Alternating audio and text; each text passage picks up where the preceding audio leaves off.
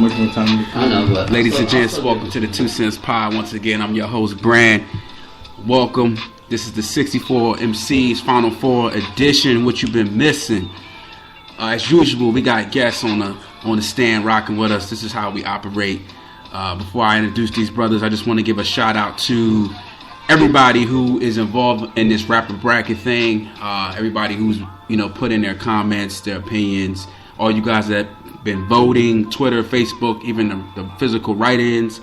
We appreciate it. Like I said, this is kind of the last go round of the podcast, and we kind of wanted to go out with this rapper bracket situation.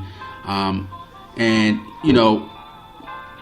things happen, and who knows whether we'll be back or not. But we wanted to just send this particular part off with a bang, and we want to just send a rest in power shout out to our man Brian Piber. He lost his father today.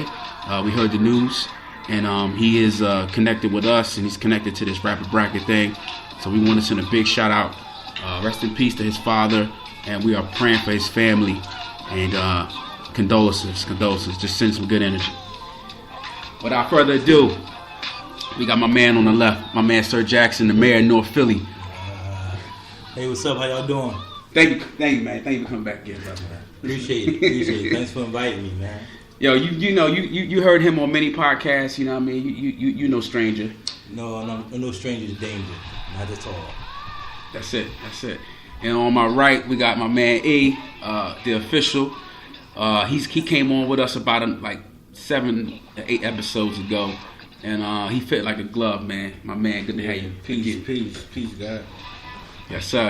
And last but not least, trusting the process. You know what I mean? And then Moses Malone Red, AI Blue. My man T Dills, what up, baby? Yo. What's going on? Let's get this party started. You know what I mean? T, you did our special sport podcast we did. So all y'all been on here before. So before we get to the Final Four, we're just going to expedite what's been going on with the Sweet 16 and then the Elite 8. So I just want to say that I felt like our Sweet 16 was pretty much perfect. After that, I don't know what happened. People vote. There is no right or wrong. But in my opinion, after the Sweet 16, it was rappers that I thought shouldn't be in there.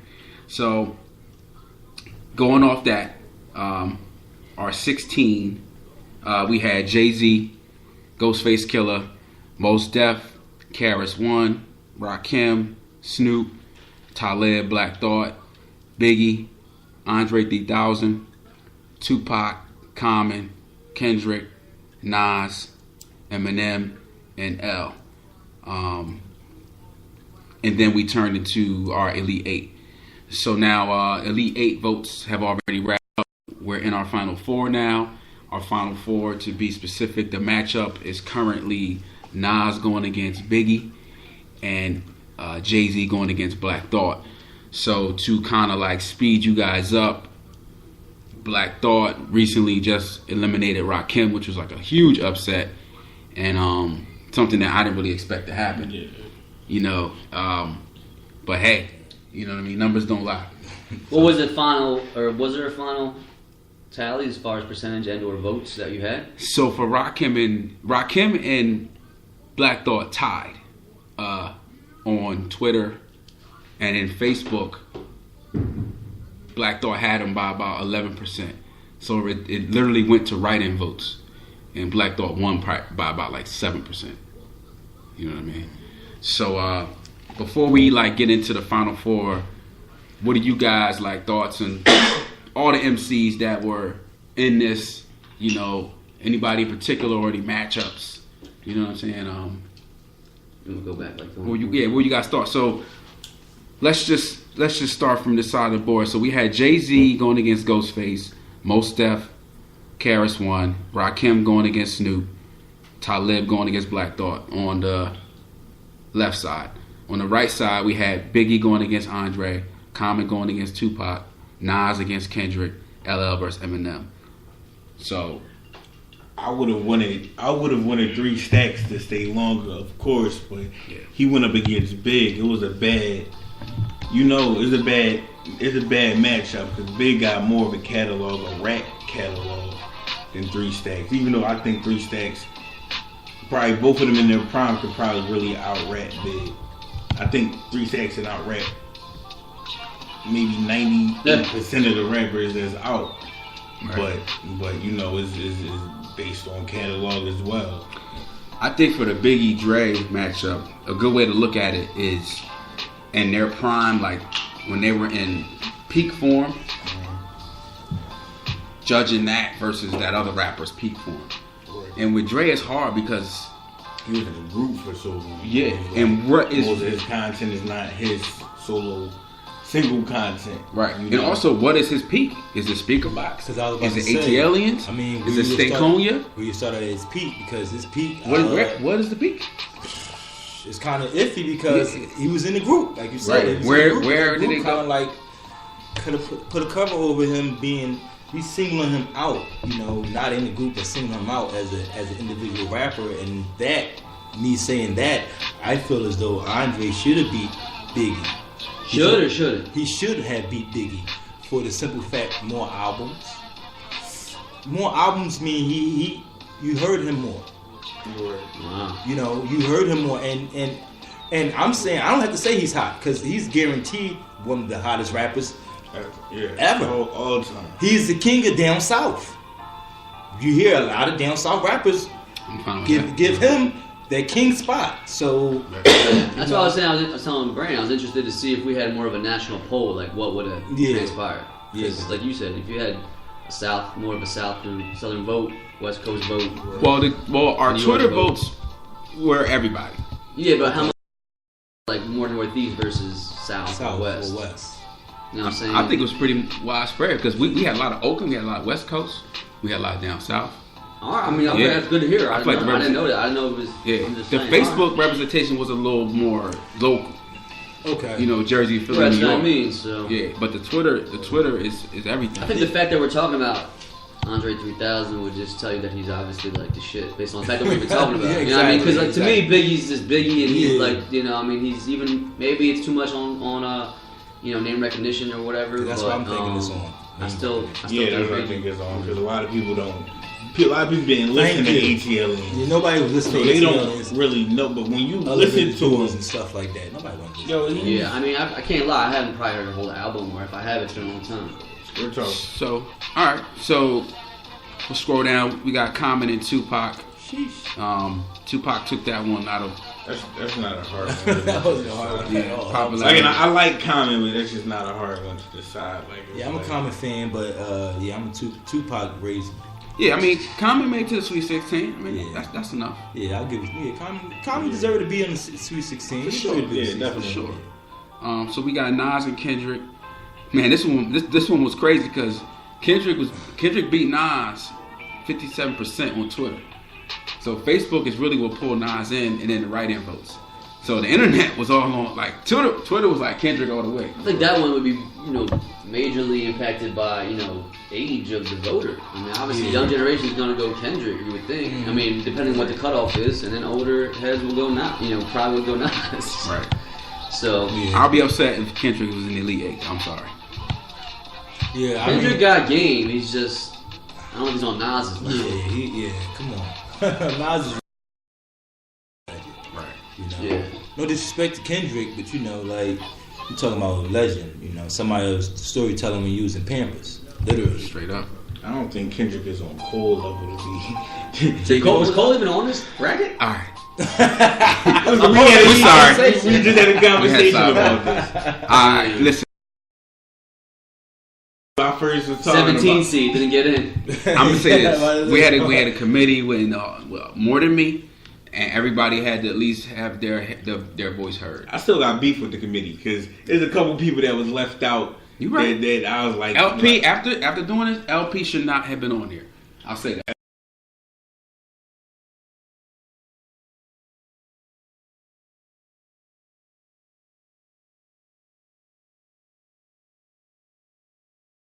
You have to go back to this and check this out.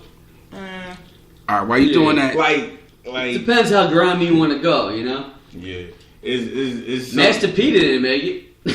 but Nah, he's not making it. Sorry. And we talking about moguls. Nah, I'm just saying. Dr. Dre didn't make it. Well, he's a producer. He's more of a, you know. But Where is one? Hold up, let me see something. all right, so sliding down, we got LL and Eminem. Jadakiss and Redman though. Yeah, that's a tough matchup. But LL and Eminem, Eminem won that one. But I felt like both of them should have definitely been in the Sweet 16. I'm not an Eminem. I respect Eminem. I'm not. Yeah, I had LL. I'm not an Eminem fan, but I respect the shit out of him, and he's his own breed. So. Yeah, I definitely respect Eminem. Actually, I picked Eminem. What the fuck am I talking about? I didn't pick Eminem because I knew like Eminem versus LL. LL kind of like is the man. He had 10 back in 2000. 10. You know, 10 in 2000. So you know he was in like 3 different eras. You know, yeah. So I couldn't. Mama said. Yeah, you know. So I couldn't give M that, but M is that boy. He that guy. He definitely is that guy. M is another dude that can out rap a motherfucker. Yeah.